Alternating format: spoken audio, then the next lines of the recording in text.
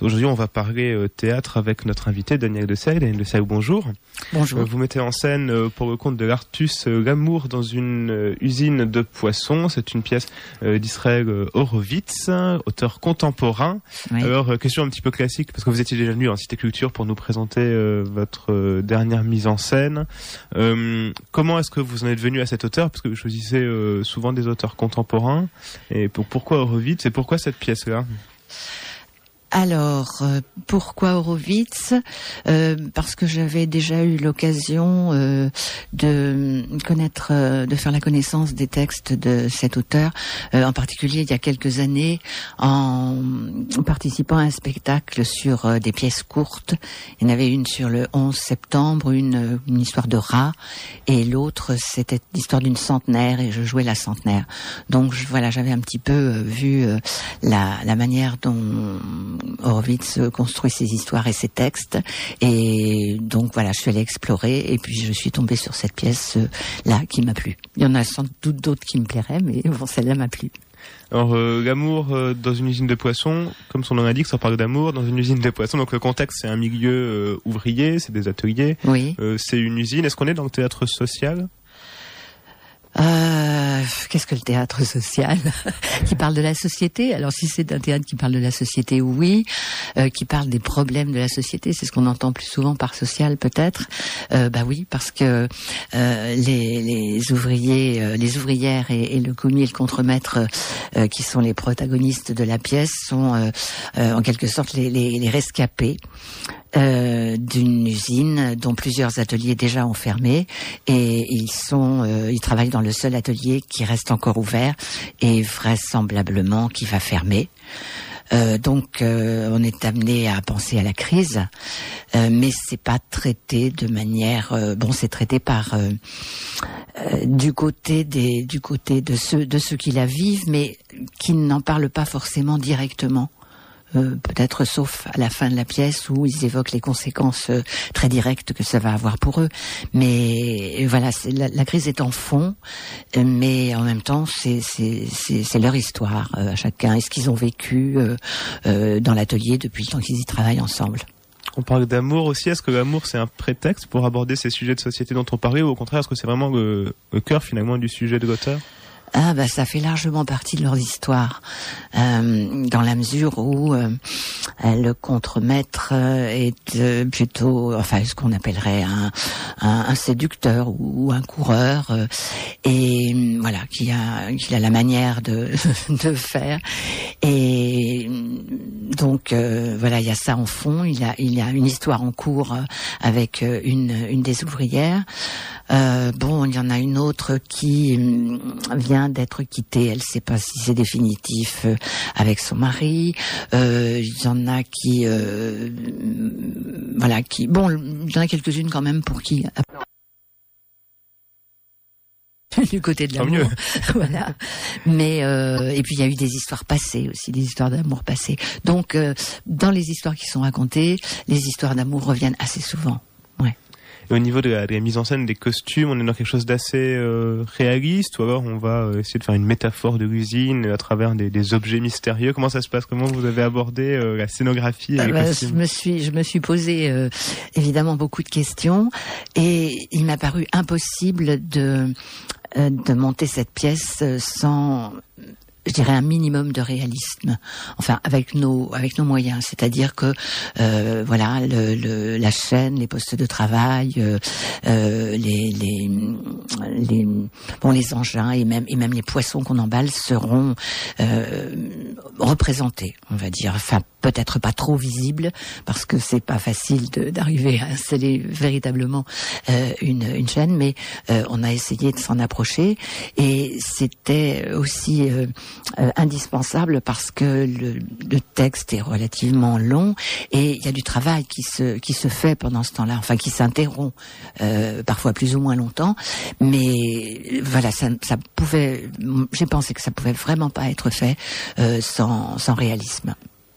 Donc alors, on rappelle que c'est une pièce de l'Artus. L'Artus, c'est le théâtre universitaire de Strasbourg. Donc je crois qu'en général, il faut 50% d'étudiants dans un projet oui, pour au pouvoir jouer. Donc oui. En clair, c'est pas une troupe fixe, hein, et ça fait, c'est pas à chaque fois il y a des acteurs qui sont nouveaux, c'est leur première année d'Artus, leur deuxième année. Oui. Donc là, vous avez composé une nouvelle équipe à nouveau autour de ce projet. Oui. Comment est-ce que vous avez abordé la pièce avec eux quand ça a commencé? Est-ce que vous êtes arrivé avec quelque chose de déjà un petit peu tout fait, une pièce vous aviez déjà tout en tête, ou est-ce que vous avez construit avec eux au fur et à mesure?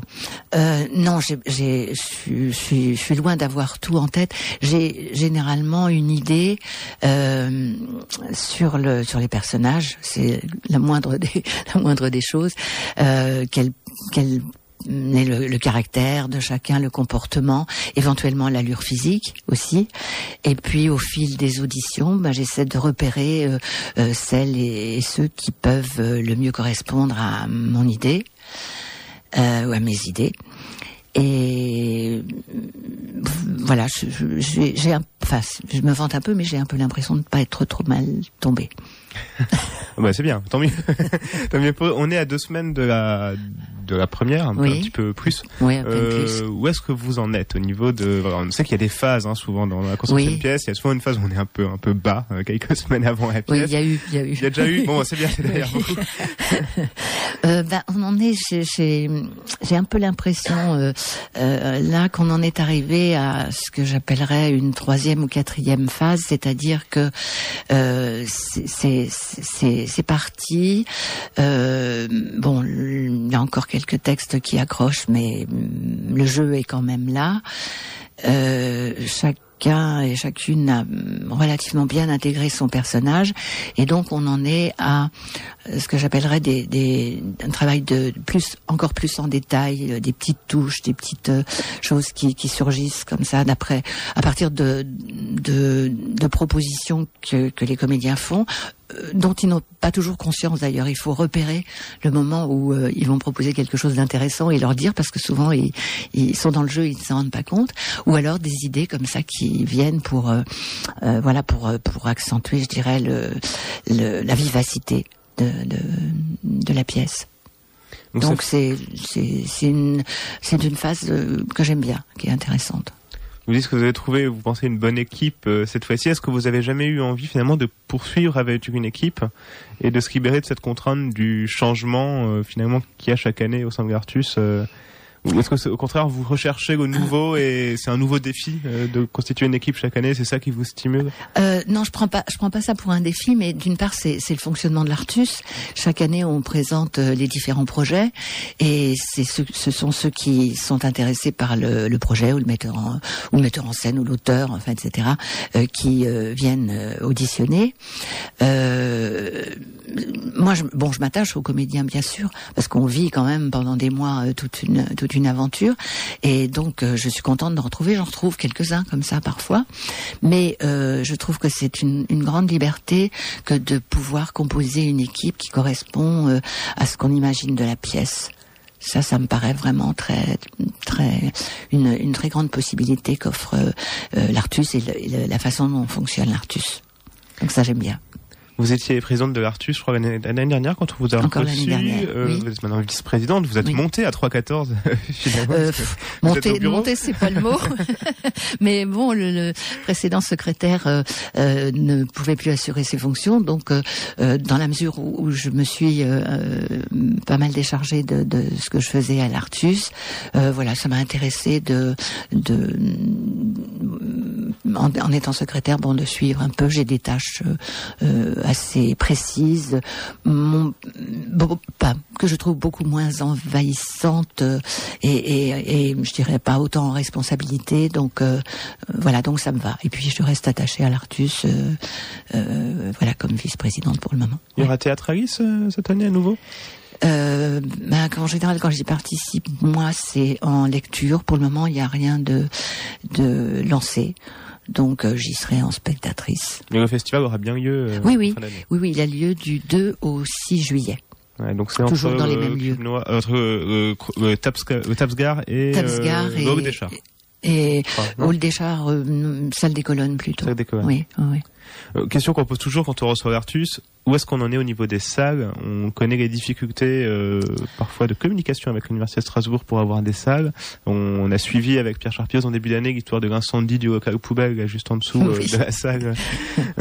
Qui n'était pas trop grave, qui n'était pas trop grave, mais voilà, qui est quand même révélateur des risques et des manques de sécurité autour de cette salle.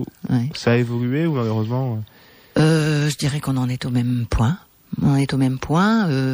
On a la chance de pouvoir répéter 2 soirs de la semaine dans la salle de la table ronde, si ça correspond à nos horaires. Et les auditions, on a pu les faire. Je crois qu'on les a faites à l'Institut Lebel. Et autrement, voilà, on est toujours dans la même situation. On aimerait bien avoir un petit bureau, même si c'est pas, si on le partage avec d'autres, de façon permanente à l'université. Mais bon, ça, pour le moment, on n'a pas de réponse positive. Alors, on participe à un certain nombre d'événements, ne serait-ce que la journée portes ouvertes, il y a pas très longtemps. Où on a proposé avec mon équipe et d'autres volontaires une déambulation. Et je crois qu'il y aura prochainement une prestation qui nous a été demandée pour la remise de palmes académiques. Voilà, donc on montre un maximum de bonne volonté, mais pour le moment, on a un peu l'impression de ne pas être payé de retour. Alors la déambulation, justement, j'en parle parce que là j'ai la photo sous les yeux, donc on vous voit manifester contre la fermeture de cette usine, ou plutôt pour cette pièce au sein de l'Université de Strasbourg. C'est pas la première fois que l'Artus fait des déambulations autour de ces pièces, ou que certaines compagnies, mini-compagnies gratuites font le choix de le faire pour faire leur promotion. Comment est-ce que c'est reçu par les étudiants, par les universitaires que vous croisez? On a été assez bien accueillis. On a beaucoup surpris parce que beaucoup ont cru qu'il s'agissait d'une véritable manifestation. Et on a même failli ne pas pouvoir entrer à la fac de droit, par exemple. Mais bon, on s'est expliqué, il n'y a pas eu de problème ensuite. Et donc, on a pu aussi parler avec différentes personnes et c'était pas mal. Et nous, ça nous a bien plu. Alors, on rappelle les dates, c'est à partir du 30 avril au 5 mai 2014, c'est au Cube Noir. Oui, alors sachant que le 5 mai est un lundi, mais qu'on joue. Voilà, donc il n'y a pas la fameuse relâche du lundi. C'est à quelle heure? À 20h30 chaque soir, sauf le dimanche à 17h. Voilà, comme d'habitude. Et puis, infos et réservations, c'est toujours le même numéro, 06 85 63 42 07. C'est le numéro de l'Artus, mais vous pourrez le retrouver sur le site de l'Artus, artusasso.fr, ou en cherchant sur Internet. Et on peut réserver par Reza, artusasso, .fr. Voilà, merci beaucoup, Daniel Gousset, d'être venu nous parler de cette pièce. On vous dit merde un petit peu en avance. Là, on est quand même à 2 semaines, mais on vous dit merde quand même surtout à vous et à vos comédiens qui vont être mobilisés pendant 2 heures tous les soirs. On espère que cette pièce rencontrera un franc succès. On espère aussi. Et puis on vous dit à l'année prochaine pour une nouvelle pièce à l'Artus. Sûrement. Allez, tout de suite, Tudor Cinema Club sur